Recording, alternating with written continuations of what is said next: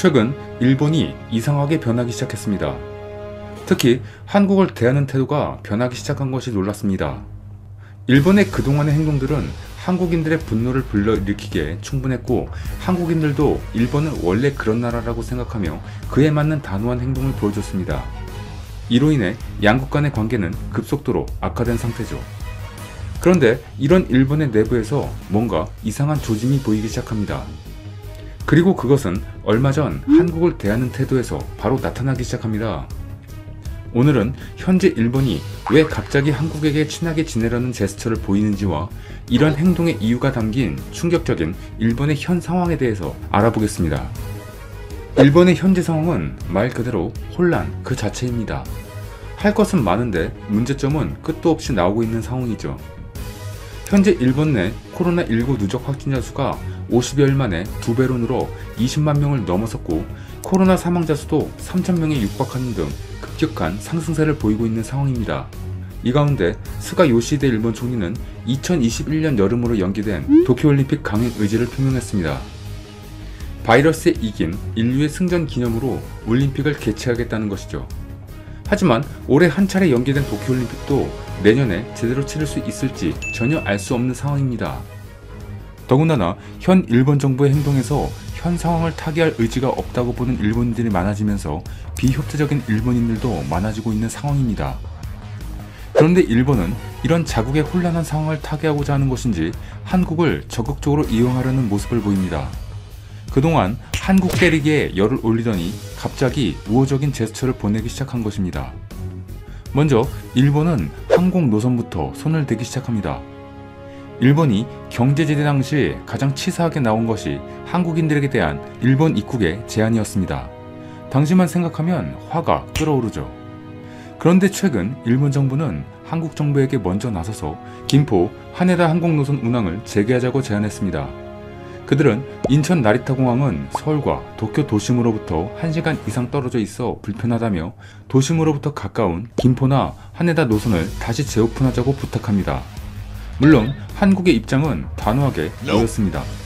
현재의 코로나19 사태를 완벽하게 통제하지 못하는 상황에서 한국보다 관리 안 되는 일본에게 더 이상 공항을 오픈하는 것은 옳지 않다고 평가한 것이죠. 일본은 이에 굴하지 않고 또다시 소규모라도 여행이라도 재개하자는 주장을 합니다. 끈질깁니다. 그들이 요구하는 내용으로는 대중교통을 이용하는 것은 무리가 있으니 정해진 가이드를 동반하고 그의 책임하에 대형 버스에 10에서 20명을 태워서 공항, 관광지, 호텔이라는 루트를 돌자는 것이었습니다. 이러면 안전할 것이라는 것이죠. 일본의 고토 트래블 정책을 이제 한국에까지 하려는 것은 아닐까 의심이 되는 상황입니다.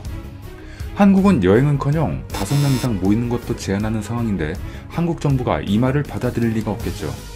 하지만 이렇게 무모한 요구를 하는 것을 두고 전문가들은 일본이 한국과의 관계를 회복하고 싶다는 제스처를 보내고 있는 것이라고 평가합니다. 그렇다면 그동안 신나게 한국에게 싸움을 걸던 일본이 이렇게 마음을 바꾸게 된 계기는 무엇이었는지 궁금해집니다. 이에 대해서 알아보겠습니다. 첫 번째는 한국과 더 이상 싸우게 될 이유가 사라지고 있기 때문입니다. 계속되는 감정적인 싸움이 경제적으로도 도움이 되지 못할 뿐만 아니라 모든 갈등을 이끌던 아베가 물러남으로 인해 뒤를 이은 스가에게 전 총리와는 다른 모습을 보여줘야 한다는 압박이 작용한 것입니다. 그리고 이는 현재 5개월짜리 일본 총리인 스가의 장기 집권 계획에도 영향을 줄 것으로 판단된다고 분석합니다. 먼저 일본의 현 상황에 대한 분석입니다. 일본은 코로나19로 인해 최악의 상황을 겪고 있는 상황입니다. 이는 일본 경제에도 영향을 주고 있는 상황이죠. 3분기 연속 마이너스 성장을 기록하면서 일본의 경기 침체가 심화되고 있는 상황이며 이는 일본 전체에 암운을 들이고 있는 상황이죠. 특히 예전부터 각종 수출 등에서 규모가 많던 한국은 이런 상황에서 그들에게 매우 아쉬운 대상이죠. 특히 한국이 코로나19 대처에서 좋은 모습을 보여주었고 문화적으로도 세계적 활약이 점점 언론에 보도되면서 많은 일본인들이 한국에 대해 가지고 있던 생각의 변화가 나타나고 있습니다. 특히 젊은 층들은 정치적인 시선보다는 합리적으로 세상을 바라보는 경향이 강한데 한국의 현재의 모습은 일본에게서 찾기 힘든 것들이기에 좋은 영향을 주고 있다고 보도가 되고 있죠. 일본 정부의 문원리식 한국 가기는 이제 점점 명분과 그 힘을 잃어가고 있는 상황입니다. 일본 정부도 이러한 것을 더 이상 보고만 있을 수는 없었을 테죠. 이런 점을 반영하듯이 일본 정부는 과감한 행동을 합니다. 먼저 한국 주재 일본 대사를 교체합니다. 신임 한국 주재 일본 대사로 기존의 도미타 고지에서 아이보시 고이치 이스라엘 주재 일본 대사를 임명할 것이라 발표한 것이죠. 이 아이보시 고이치라는 사람은 대표적인 친한파로 알려져 있으며 한국 근무 경험도 풍부합니다. 1983년부터 외교관 생활을 시작해 한국에서 약 4년 2개월 동안 근무했고 2006년 8월에는 주한 일본 대사관 공사로도 발령받아 2008년 9월까지 근무했습니다. 또한 개인적으로 한류 팬이라고 자처하기도 했죠. 한국의 다양한 문화를 접하며 누구보다 한국을 잘 이해하고 있는 사람입니다.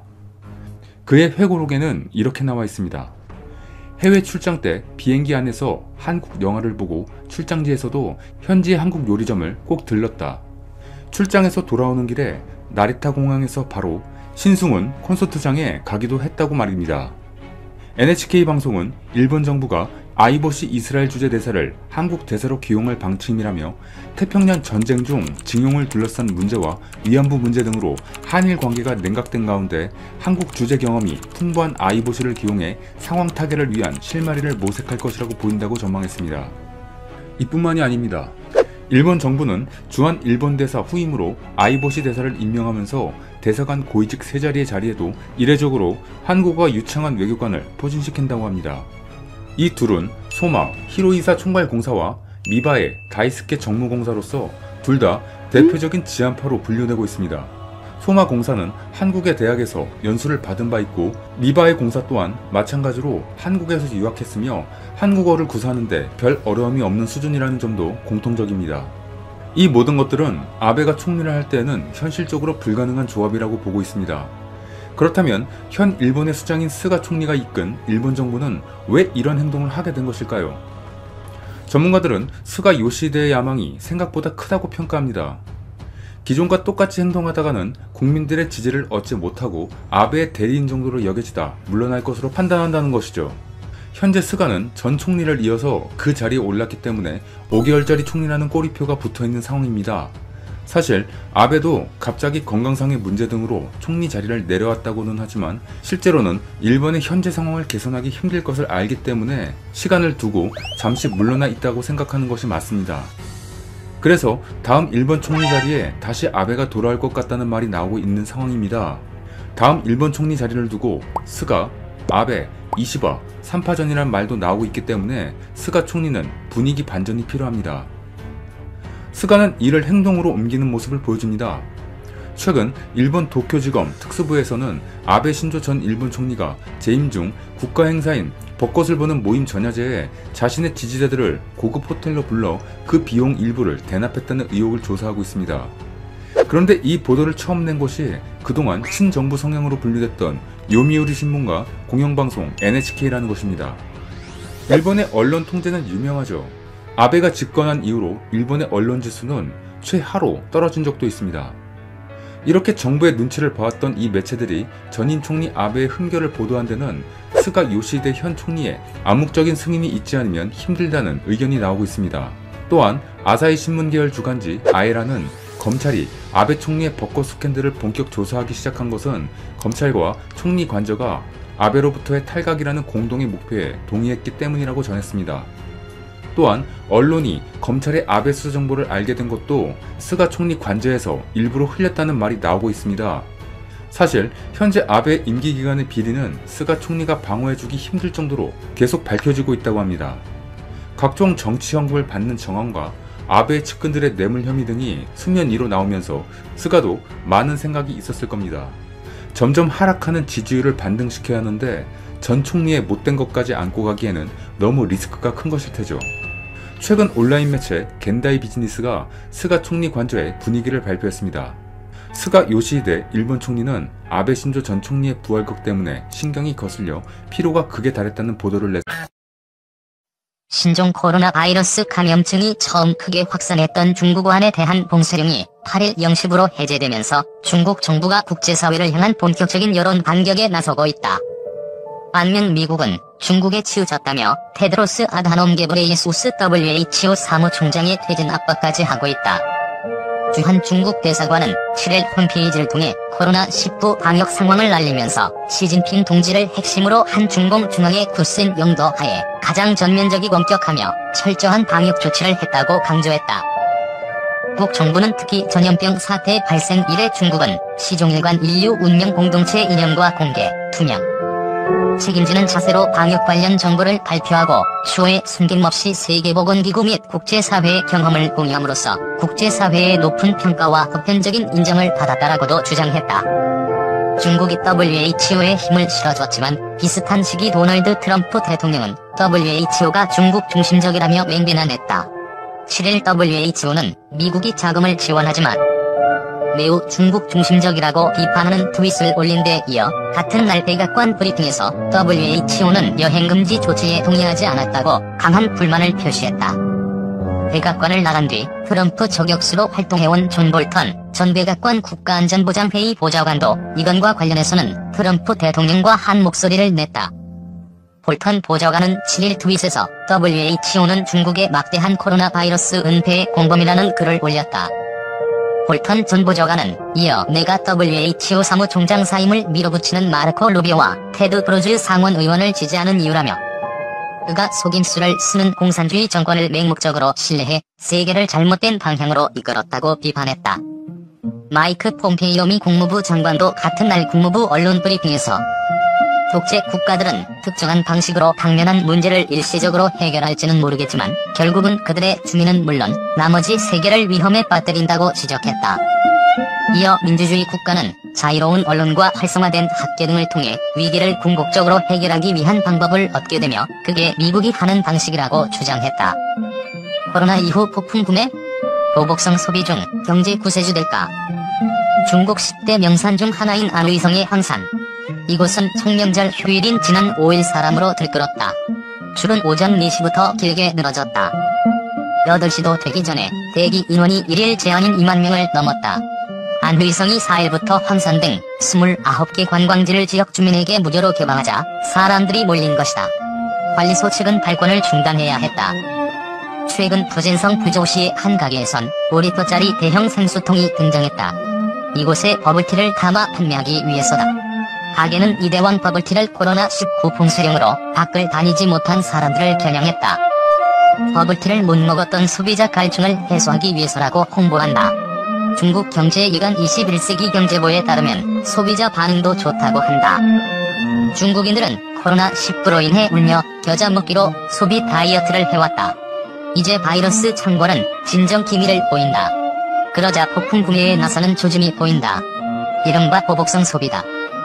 8일 홍콩 사우스 차이나 모닝 포스트에 따르면 중국 최대 여행 예약 사이트 트립닷컴의 지난 4에서 6일 청명절 연휴 예약 건수는 전주보다 2배 늘었다.